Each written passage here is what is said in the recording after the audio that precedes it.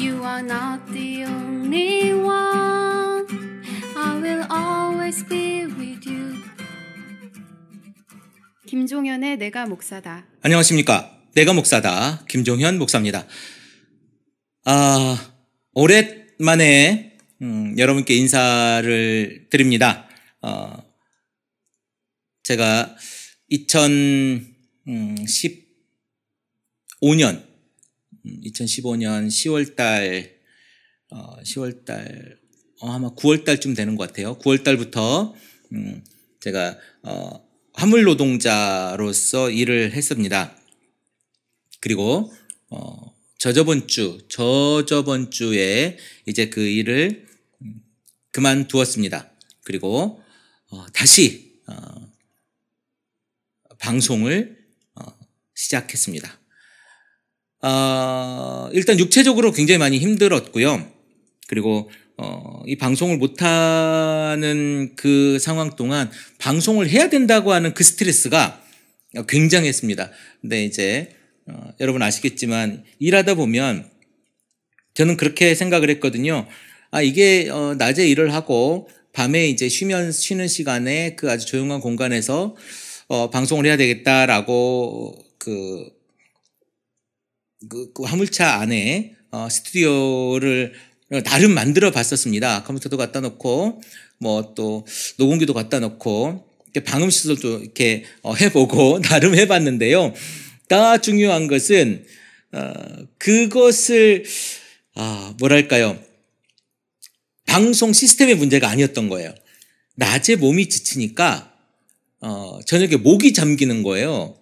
그래서 그 저녁에 정신도 혼미하고 이게 도저히 가능한 일이 아니더라고요. 그래서 오늘은 너무 힘드니까 자고 내일 해야 되겠다 이렇게 생각을 하다가 또 이제 그 다음 날은 또 똑같은 거죠.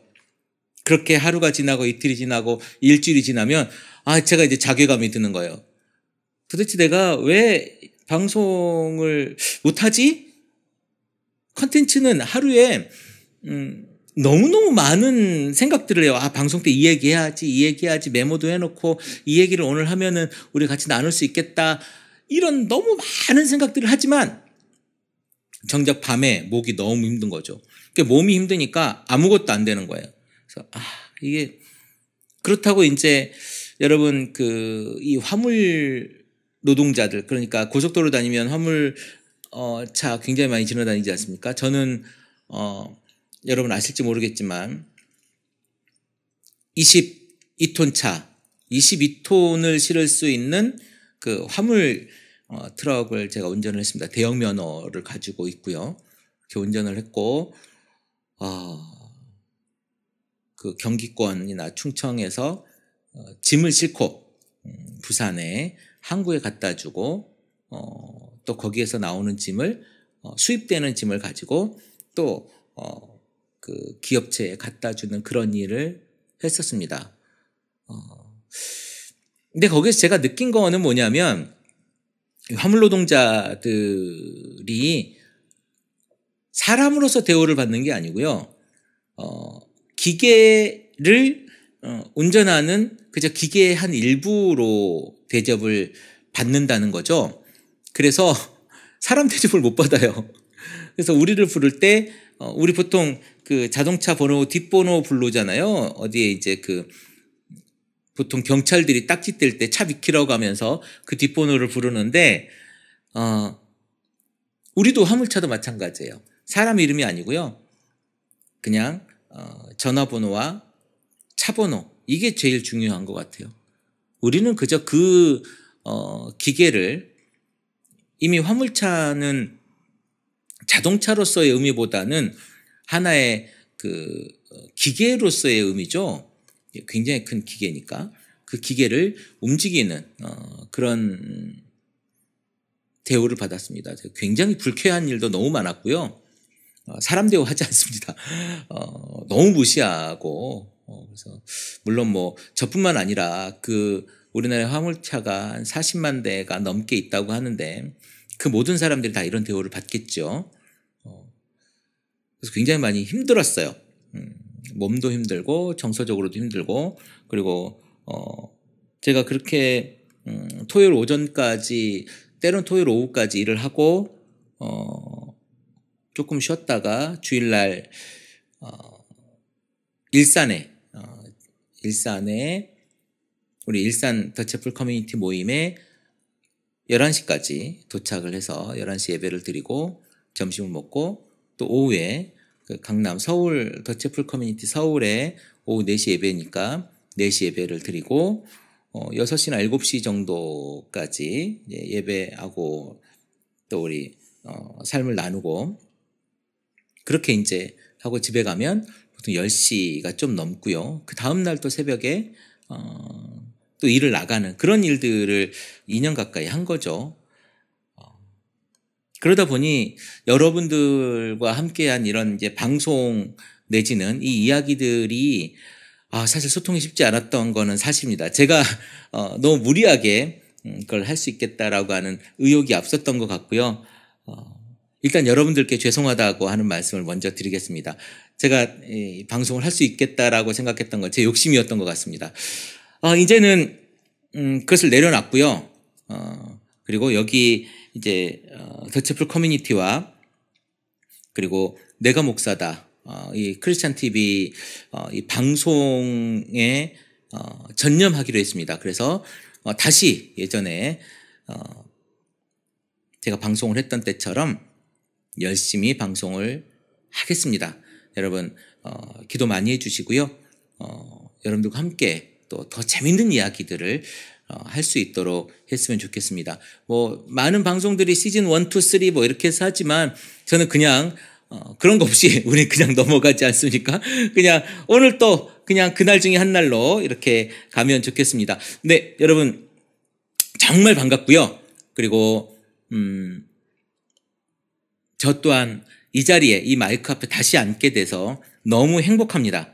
그리고 예전에 또 준비되었고 또 하고 있었던 그런 컴퓨팅 작업도 다시 이제 손에 잘 안 익었었는데요. 다시 이제 손에 익혀서 진행을 할 계획입니다. 여러분, 여러분의 신앙생활에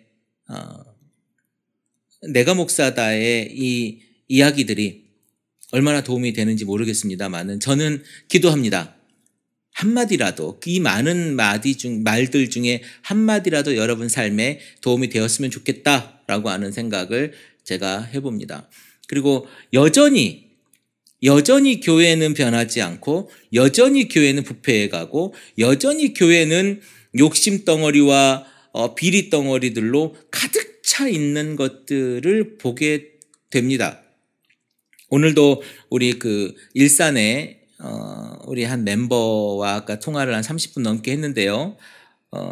예전 자신이 다니던 그 교회에 분란이 목사와 이 성도들 간에 제가 보기에는 아마 그 교회가 깨지는 것까지 가지 않을까라고 하는 그렇게 송사까지 갔던 교회가 뭐랄까요? 잘 해결되는 경우가 쉽지 않아요.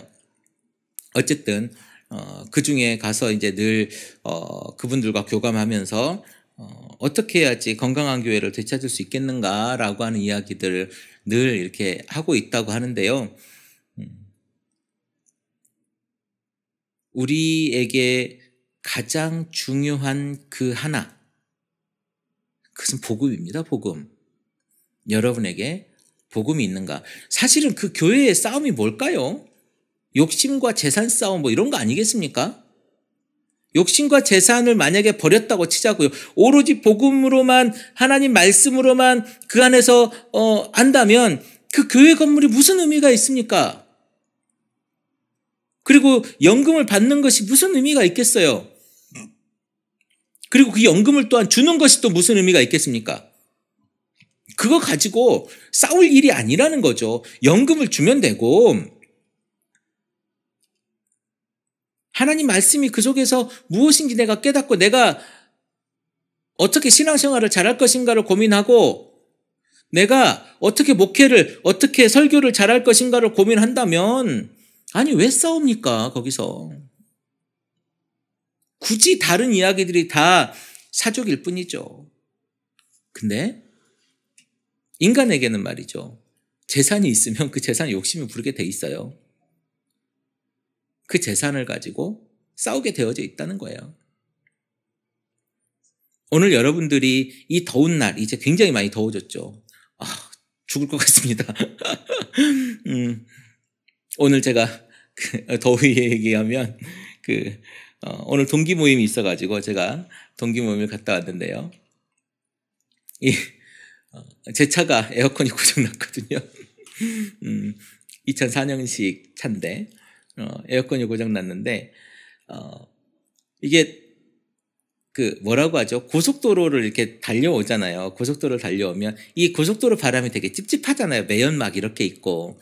그래서 문을 열기도 애매하고 안 열면 너무 덥고 그래서 열었다 닫았다 열었다 닫았다 그렇게 왔던 기억이 나는데요. 아까 그렇게 왔습니다만은 여러분 정말 이 더운 여름날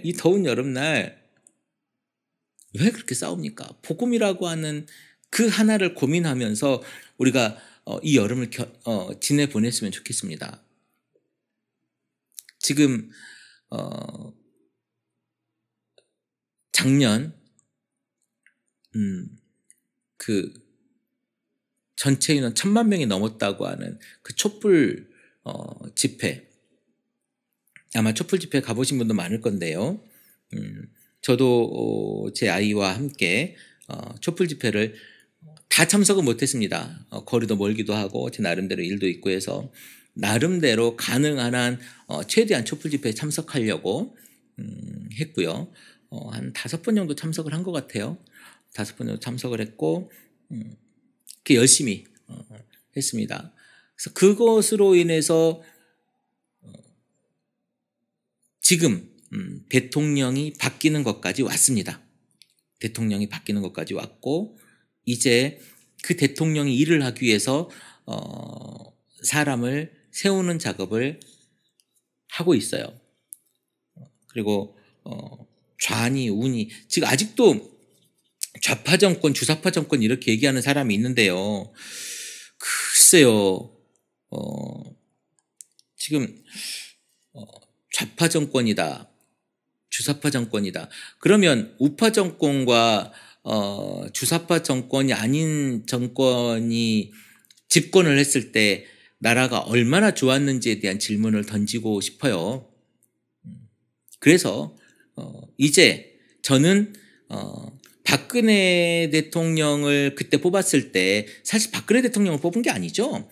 박정희 대통령의 망령을 뽑았다라고 제가 그때 표현을 한 적이 있는데요. 그렇다면 이제 우리가 뽑았던 문재인 대통령이라고 하는 사람이 노무현 대통령의 망령으로 문재인을 뽑지 않았으면 좋겠어요. 저는. 왜냐하면 그러면 우리는 문재인 대통령에게 노무현을 바랄 거거든요. 그래서는 안 되고요. 물론 정신을 계승한다고 하고 그분과 함께 많은 일들을 했지만 문재인 대통령을 문재인으로 봤으면 좋겠다라고 하는 생각을 저는 해봅니다. 그리고 우리가 황교안 국무총리 대행을 하고 있을 때 많은 교계에서 그랬지 않습니까? 기독교 대한민국의 요셉이다. 그래서 뭐라고 하죠? 이 국무총리까지 총리까지 되었던 야곱의 아들 요셉을 이야기하면서 대한민국의 요셉으로서의 사람이 우리 황교안 총리다. 뭐 이런 이야기를 하지 않았습니까? 저는요, 그 장로 대통령이 우리나라에 3명이나 있었습니다. 이승만 대통령, 그 다음에 김영삼 대통령, 그리고 누구냐? 4대강. 이명박 대통령. 이 3분이 계셨는데요. 여러분, 이 장로 대통령이 다 어떻게 했습니까? 이승만 대통령은 6.25 때 한강 다리를 끊고 먼저 도망가고 나머지가 한강을 못 넘어와서 거기서 죽었던 그런 역사적인 이야기가 있죠. 그리고 이승만 대통령 하면 거기에 얽힌 비화는 어마어마하게 많지 않습니까? 하와이 이야기, 미국에 간 이야기 어쨌든 그리고 저는 그때만 해도 이승만 대통령이 되었던 것이 아마 기독교인이었기 때문에 표수가 많았다라고 하는 이야기를 제가 들은 적이 있는데요. 우리가 종교와 정치, 물론 종교인이라고 정치를 하지 말라는 법이 아니에요. 그러나 정치에 종교를 집어넣어 가지고 예전에 이런 얘기 있었죠. 김영삼 대통령이 청와대에 갔는데 청와대에 불상 하나 없애지 못했더라. 이렇게 얘기하면 그러면 장로 대통령이 대통령이 되면 불교와 뭐 다른 종교를 싹 말살해야 되나요? 그러면 불교 대통령이 되면 기독교를 싹 말살해야 됩니까? 그런 말이 안 되는 이야기를 하면 안 된다고 생각을 해요. 그러면 통일교 대통령이 되면 통일교를 믿는 사람이 대통령이 되면 우리나라 통일교를 국교로 만든답니까? 아니 예를 들어 신천지를 믿는 사람이 대통령이 되면 어떻게 하려고 그럽니까, 여러분? 그러니까 그렇게 아전인수격으로 우리가 종교를 바라봐서는 안 되고요. 우리가 한 사람이 대통령이 되었을 때 그 사람이 정말 국민을 생각하고 우리 이 시민을 생각하면서 우리 시민과 함께 어떻게 아름다운 나라, 정말 괜찮은 나라, 그 시민이 잘 살고 행복할 수 있는 나라를 만들어 갈 것인가를 고민하고 이야기하고 그곳에 우리가 힘이 될 수 있다면 힘이 되고 저게 정말 이상한 거라고 하면 그것에 대해서 반대하고 그렇게 해야 되는 것이 시민의 역할이고 또 대통령은 그 시민을 잘 바라봐야 된다고 생각을 하는 거죠. 제가 서민이라고 하는 단어를 굉장히 안 좋아하는데요. 서민은 부자와 가난한 자를 부르는 것이 서민 아닙니까? 부자의 반대대가 서민이잖아요. 그런데 지금 많은 국회의원들이나 당들에서 서민 이야기를 하는데요. 사실 서민 이야기를 하면 안 돼요. 그분들이 바라봐야 될 건 서민이 아니라 국민이다라고 저는 생각을 했는데 그런데 이제 용어에 있어서 국민은 뭐 황국식민을 줄여서 부르는 게 국민이었다 그래요. 그게 맞는지 안 맞는지는 모르겠습니다만 그래서 옳은 이야기가 국민이 아니라 시민이다. 뭐 이렇게 이야기를 하는 분들도 계시는데요. 어쨌든 간에 저는 서민에 대한 단어 사용은 좀 부적절하다. 법적 용어도 아니고 국회의원이 사용하기에는 굉장히 부적절한 용어다라고 저는 생각을 하고요. 어쨌든 지금 5월 9일 날 대통령 선거가 있었고 그 이후로 굉장히 많은 일들이 있잖아요. 근데 어떤 분들은 홍준표 경남도지사의 발언에 박수를 치는 사람도 물론 있을 것이고 제 주변에도 홍준표 대통령 후보를 찍었던 분이 있어요. 아주 가까운 분 중에 그런 분이 있고요. 그래서 늘 논쟁이 아니라 그분과 어쨌든 대화를 많이 하는 편이기는 합니다. 그런데 그런 분들이 한번 봤으면 좋겠어요. 나는 어떻게 정치를 할 것인가. 이제 뭐라고 하죠? 우리가 야구할 때 이 체인지 하잖아요. 3아웃이 되면 저는 야구를 잘 모릅니다만은 3아웃이 되면 이렇게 바꾸잖아요. 그 뭐라고 하지? 무슨 교대라고 하는데 이 교대를 한 것일 뿐인가? 아니면 다른 의미를 가지고 지금 여당과 야당이 바뀐 것인가를 봐야 될 것 같습니다. 그래서 우리가 정치를 볼 때 조금은 종교를 그곳에 입혀가지고 볼 것이 아니라 황교안 총리처럼 황교안 총리가 요셉이니 많이 이런 개념으로 볼 게 아니고 그런 개념으로 볼 것이 아니고 우리가 한 시민으로서 시민의 리더를 뽑았고 그 리더가 우리를 어떻게 할 것인지 그리고 우리가 그에게 맡겨주던 권력이 잘 사용되어지고 있는지 그리고 대통령이 잘하고 있다면 우리가 충분히 칭찬을 해줘야 될 것이며 그리고 잘못하고 있다면 우리가 좀 바로잡을 수 있도록 옆에서 충분히 조언을 해야 되는 그러한 세상이 오지 않았는가라고 하는 생각을 제가 해봅니다. 네, 아마 여러분도 정치를 보고 지금 그 공정거래위원장 또 외교부 장관 이런 두 사람 이야기를 하면서 굉장히 많은 분노와 댓글과 또 비아냥과 그런 이야기들이 난무할 거라고 저는 생각을 해요. 아니 분명히 그럴 거예요. 왜 그게 지금 눈에 보이는 모습이니까요. 어쨌든 조금 더 저는 아름다운 모습이 분명히 있을 터인데 그런 싸우는 모습밖에 보이지 못하는 그들이 좀 안타깝기는 합니다. 어쨌든 여러분들의 그 정치 의식의 지금 이 방송을 듣고 있는 내가 목사다를 듣고 있는 여러분의 정치 의식이 조금 더 다른 분들보다는 성숙한 정치 의식을 가졌기를 바랍니다. 그리고 정치는요 상식을 벗어나면 안 돼요. 정치는 상식을 벗어나면 안 된다. 상식은 많은 사람들이 원하는 거예요. 많은 사람들이 맞다고 얘기하는 거고 그게 상식이잖아요. 그러니까 상식이 곧 진리는 아니에요.